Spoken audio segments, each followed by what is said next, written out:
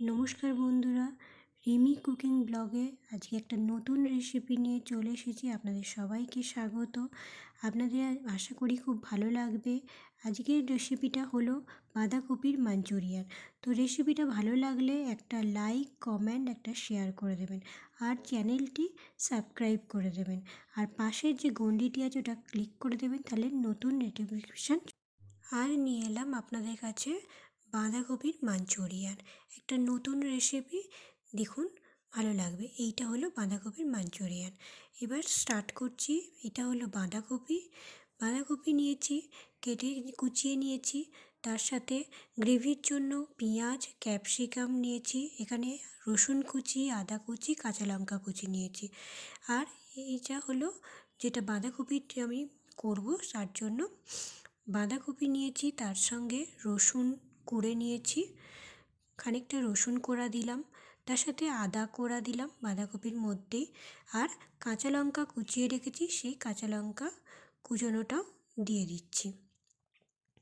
এই বাঁধাকপির মধ্যে হলুদ পড়বে, তারপরে ঝালের জন্য কাঁচা লঙ্কা তো দিয়েইছি, তার সাথে সাথে আপনাদের গুঁড়ো লঙ্কা যদি যে যেমন ঝাল খান সেরকম দিতে পারেন। আমি একটু বেশি ঝালের জন্য গুঁড়ো লঙ্কা অল্প দিলাম। এবার একটু রঙের জন্য কাশ্মীরি লঙ্কা দিলাম, একটু হালকা ভালো রঙ আসবে তার জন্য কাশ্মীরি লঙ্কা দেওয়া হলো। তারপরে এবার দিচ্ছি আমি ধনে গুঁড়ো দেওয়া হলো। তবে ধনে গুঁড়োটা দেওয়ার পর এবার একটু সামান্য ভালো স্বাদের জন্য আমরা এবার একটু গোলমরিচ গুঁড়ো দিলাম। এবার গোলমরিচ দেওয়াটার পর এবার একটু বাইন্ডিং হওয়ার জন্য আমরা চালের গুঁড়ি দেবো। চালের গুঁড়ি দেওয়ার পর এর মধ্যে আমি একটা জিনিস স্কিপ করে গেছি, এখানে ভিডিওটা আমার করা হয়নি, সেটা হলো একটু অল্প ময়দাও দিতে হয়। তো চালের গুঁড়ি, তার সাথে সাথে একটু ময়দা আর কর্নফ্লাওয়ারটা দিলে খুব সুন্দর একটা ভালো বাইন্ডিং হবে। এটা বড়া মতন শেপ হবে। আর অল্প স্বাদ মতন নুন। এইটা দেওয়ার পর এবার আপনারা এর মধ্যে কোনো রকম জল দেবেন না, আর জল দিতেও লাগে না, কারণ বাঁধাকপি থেকে নুন দেওয়ার পর অল্প জল ছাড়তেই থাকে। তো আমরা এবার ভালো করে এটাকে মিক্স করে নেব। মিক্স আপ করে নিয়ে এটা একটা বড়ার মতন শেপ করে করে নিতে হবে। এটাকে ভালো করে মিক্স আপ করে নিচ্ছি। আর যদি প্রয়োজন হয়, যদি শুকনো লাগে, যদি প্রয়োজন হয় তো আপনারা জল দিতে পারেন, কিন্তু এমনি নর্মালি বাঁধাকপিতে নুন দিলে জল ছাড়ে। তো আমার জল দিতে লাগেনি, বাঁধাকপি জল হয়েই গেছে, তো এটা বাইন্ডিং হয়ে যাচ্ছে। আর আমি একটা একটা করে গোল গোল করে এখানে বড়ার মতন শেপ করে নিচ্ছি। তো এই বড়ার মতন শেপ করে নেওয়ার পর করে করে একটা পাত্রে আমি রেখে দিচ্ছি, কারণ এটা তাতে ভাজতে তাড়াতাড়ি ভাজা যাবে। তো এটা আমার রেডি হয়ে গেল, বড়ার মতন শেপ হয়ে গেছে। এবার কড়াইতে আমি তেল দেবো। কড়াইতে সাদা তেল দিতে হবে, সাদা তেল দিয়ে বড়াগুলোকে সুন্দর করে ভাজতে হবে। তো বড়াগুলো আমি দিয়ে দিলাম কড়াইয়ে সাদা তেলের মধ্যে। বড়াগুলো দিয়ে এক পিঠটা হালকা লাল লাল করে ভেজে তারপরে আরেক পিঠটা উল্টাতে হবে। তো আমার এক পিঠটা অলরেডি দেওয়া হয়ে গেছে, সেটা ভাজছি।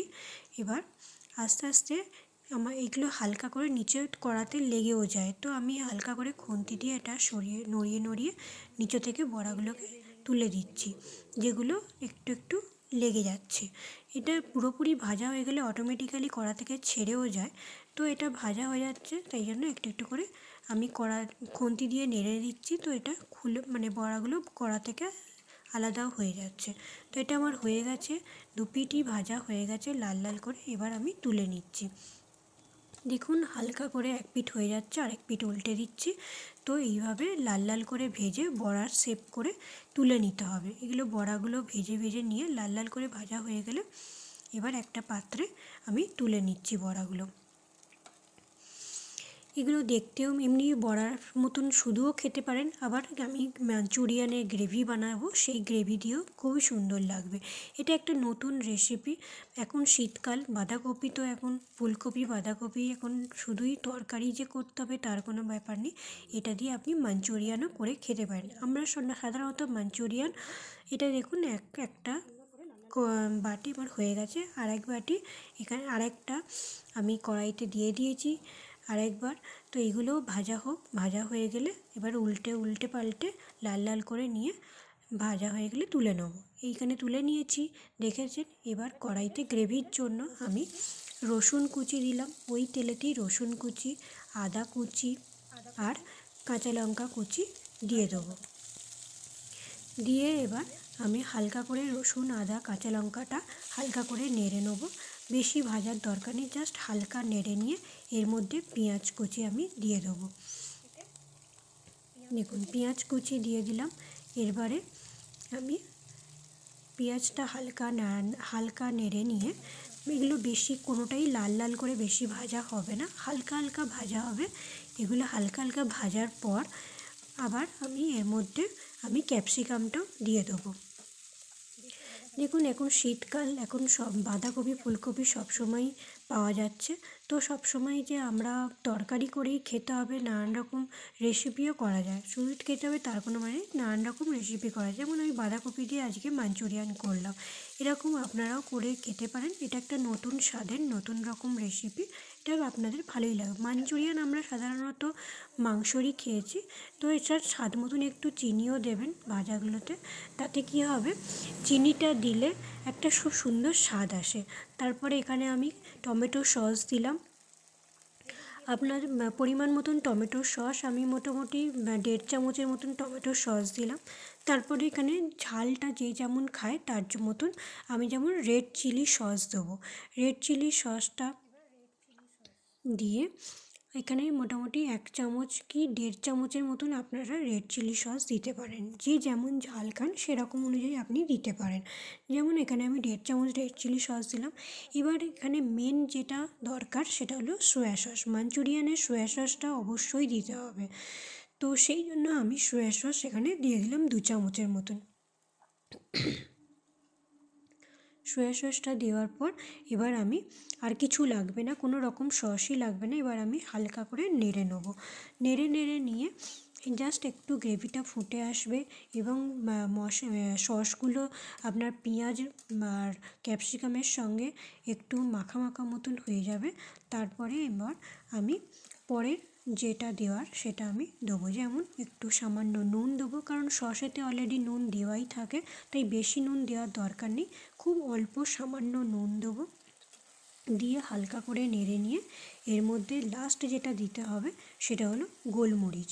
দেখুন আমি দেবো, গোলমরিচটাও দেবো। হালকা করে এটা নেড়ে নিলাম, একটু ফুটে গ্রেভিটা গ্রেভিটা ঠিকঠাক হয়ে গেল। তার মধ্যে এবার গোলমরিচটা দেবো লাস্টে। তার আগে আমি একটা দিয়ে দিলাম কর্নফ্লাওয়ারটা একটু জলে গুলে নিয়ে এটা যদি দিয়ে দেন তাহলে গ্রেভিটা একটা থোকো থোকো ভাব আসবে। যেমন আপনাদের চিলি চিকেন মাঞ্চুরিয়ানে যেরকম একটা থোকো থোকো ভাব থাকে গ্রেভিটা, ঠিক সেরকম ভাবের জন্য, সেরকম যাতে একটা গ্রেভিটা হয় তার জন্য আমরা এখানে কর্নফ্লাওয়ারটা একটু জলে গুলে দিয়ে দিলাম। এবার এইটাকে হালকা নেড়ে নিয়ে সামান্য একটু গরম জল দেবেন, কারণ এটা পুরোপুরি শুকনো হয়ে যায়। তো একটু সামান্য গরম জল দিলে, যেমন বাটিটা ধুয়ে আমি একটু দিয়ে দিলাম, তার সাথে আবার একটুখানি গরম জল এক্সট্রা দিয়েও দিলাম। তাতে কি হবে গ্রেভিটা একটু হালকা হলেও পাতলা হবে, কারণ এটা খুব তাড়াতাড়ি টেনে নেয়। তো সেই জন্যই আমাদেরকে একটু জল দিতে হয়। আর জলটা যদি টেনেও নেয় তাহলে একটু জল দিয়ে ভালো করে নেড়ে নিতে হবে।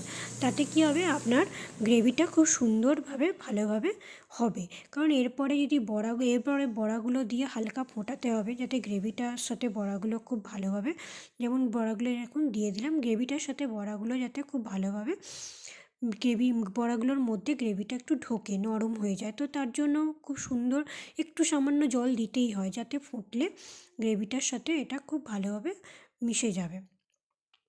বড়াগুলো দিয়ে হালকা এবার আমি নেড়ে নেবো। নেড়ে নিয়ে যদি জলটা শুকনো মনে হয় তখন একটু গরম জল দিয়ে, অবশ্যই গরম জল দেবেন, কারণ রান্নাটা প্রায় কমপ্লিট হয়ে গেছে। কারণ এই রান্না কমপ্লিট হয়ে যাওয়ার মতন হয়ে গেলে এর মধ্যে ঠান্ডা জলটা দিলে স্বাদটা নষ্ট হয়ে যায়। তো সেই জন্য একটু গরম জল দেবেন। দিয়ে দেখুন এখানে আমার হয়েই এসছে। আর একটুখানি গোলমরিচ আমি দেবো বলেছিলাম, সেই গোলমরিচটা দিয়ে দিলাম। দিয়ে এবার আমি হালকা সামান্য একটু জল দিয়ে জিনিসটাকে আমি নেড়ে নেবো।